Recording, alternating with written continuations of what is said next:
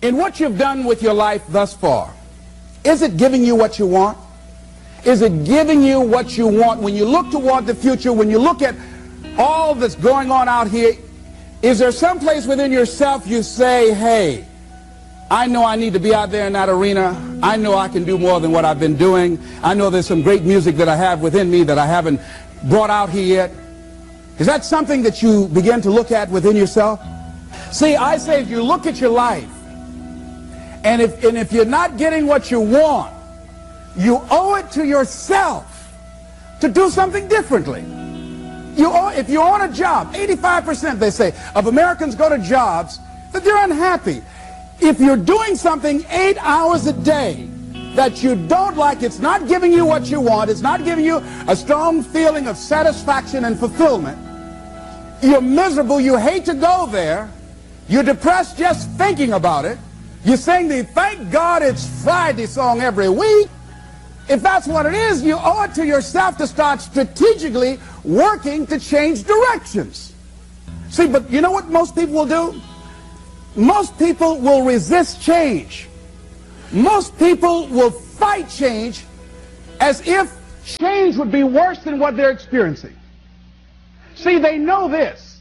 They're familiar with this. Most people will not challenge the unknown. They won't just step out there. See, there's certain things that's got to be in place. They got to see it all together.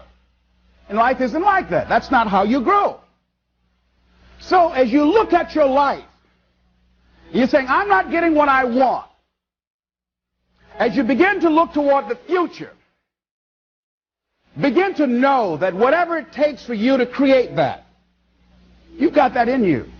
You've got that. You've got genius in you. You've got goodness in you. You've got creativeness in you. If you decide to take the initiative to change the current quality of your life, I say to you that you will find that the universe is on your side. That life is on your side. Now, will it be turbulent? Yes. Will it be easy? No, no. Will you have some opposition? Yes. Will I make a lot of mistakes? Yes. Will I get hurt? Yes. Yes. See, a lot of people won't try anything different in life because they don't want to get hurt. Let me tell you something. It's too much pain to duck. Pain is everywhere.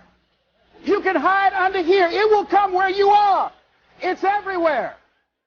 Viktor Frankl calls it unavoidable suffering. You can't duck it. But most people spend their life not wanting to deal with the pain of rejection, the pain of defeat, the pain of being disappointed, the pain of losing, the pain of failure, the pain of being criticized, the pain of not being liked, the pain. That's called life. Life is full of pain. It's everywhere. But guess what? There's no gain without pain. Because it's the pain of regret that you experience. If I had it to do over again, that's a pain. Don't you know that's something? When you know, I was in a seminar once and this lady stood up. If I had my life to live over again, she talked about all of the things that she would do. And you can feel the pain of regret in her voice. The pain of regret. She still experienced pain. She was trying not to experience the pain of defeat, the pain of disappointment, the pain of loss, the pain of lack of support. And she still experienced pain. It was right there. We can't get around it. Most people are governed by their habits, their fears, and the opinions of others. A lot of people never try anything differently because they have been convinced by people in their lives that they value that they can't do it. They're living within the context of the opinions that other people have of them, the low expectations. Many people doubt themselves because when they thought about doing something at some critical point in their lives, somebody they respected and honored, somebody they believed in, somebody that they loved, someone they trusted said, you can't do that. And they accepted that. As you look at your life, ask yourself the question, What would your life be like? What would your life look like if you decided not to care what people thought of you?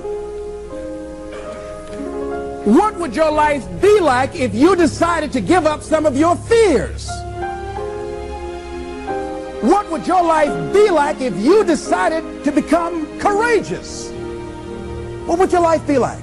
If you decided to act on your dream, if you did what you felt in your heart. You know what courageous means? Tom Ruskin and Randy Reed said. They said that courage comes from a French word which means of the heart. But how does it feel to you? He says that courage, you know, it takes courage to live. Says most people go through life not allowing themselves to step out because they don't want to let go. They don't want to be blown around. They don't want to be moved. The courage to face life's whirling wind of contradictions. The courage to love yourself. The courage to love. For years, I was afraid to love. The courage to take a chance. The courage to be who you are. He says, courage isn't for somebody else, for medals, applause, or moral debts. Courage is what at that moment feels most right for you. Not just situational ethics, but what feels right in your heart. The word of the heart. What feels right in your heart. One great philosopher says, cowards die many times before their deaths. The valiant never taste of death but once. What does that mean? That valiant people aren't afraid? No, no, no. It means that they experience that fear and they move forward. They move forward anyhow. Many people are dead now. Many people are allowing their dreams to die. Many people are allowing their ideas to lie dormant and collect dust. Many people have all this talent and ability that they are allowing to be buried inside of them, that they will take with them to their graves because they didn't have the courage to be who they are. And I say, as you begin to look toward the future and manifesting your greatness, it's going to take everything in you, that your life deserves the concentrated effort to begin to look at how is it that I can express more of me? How is it that I can bring my ideas out here now? How is it? And start living with a sense of urgency, because you're here today, you're gone today.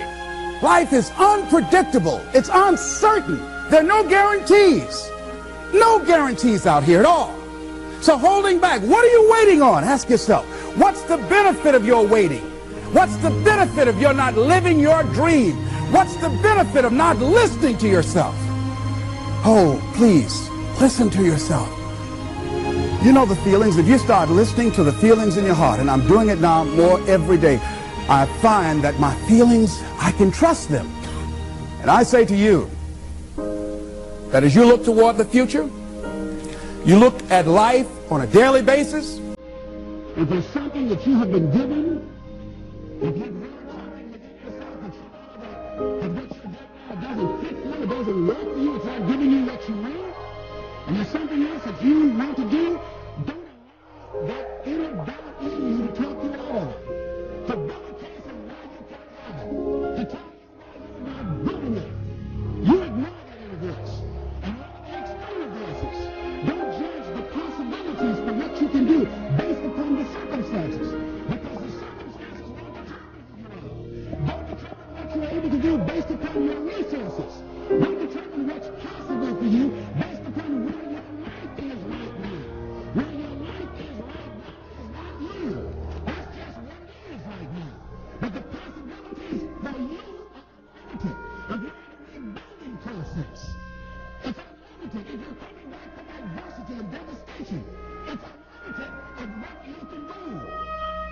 That's the capacity of human beings. It doesn't matter how many mistakes you've made. It doesn't matter how many thoughts you've had. It doesn't matter how much money you've lost. Like I said, it's an investment of what you learn from life, not losses, but investments of what's possible for you. And I say to you that once you start listening to yourself, and as you begin to act on your dream, as you start just trying to find your way, doing what you can with what you have, you will start seeing things opening up for you. You'll start attracting people. You say, where'd they come from? things will start coming together, clicking for you. You say, whoa, you start brainstorming. Ideas will come out of nowhere as you focus on it. The key to it is to begin to focus on what it is you want to do. Why, Les? Why is that important? Because as you focus on that which you want to do, that which we focus on, that which we give our energy to, it will begin to multiply. It will begin to expand. It will begin to develop your consciousness. And out of that comes your greatness. Out of that comes a commitment. Out of that comes a passion for life. Out of that comes a special power that you have in you that you haven't even called on yet.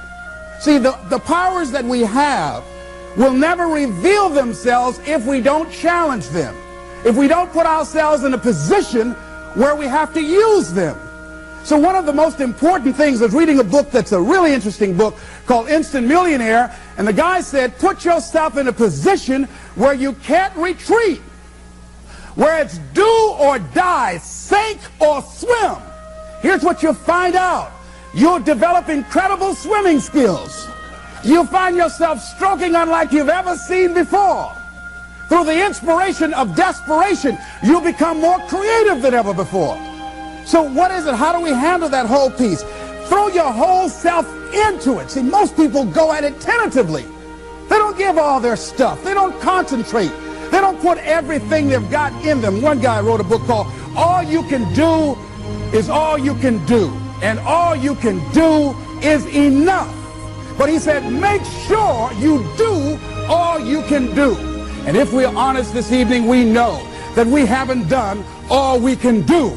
So as we look at the future, we can decide that from this day forward, as I look at my personal relationships, if I look at my professional relationships, if I look at my family relationships, as I look at all the dimensions of my life, looking at myself mentally, emotionally, and spiritually, I'm going to do all I can do to develop me, to bring my talent out here, to make a contribution to life.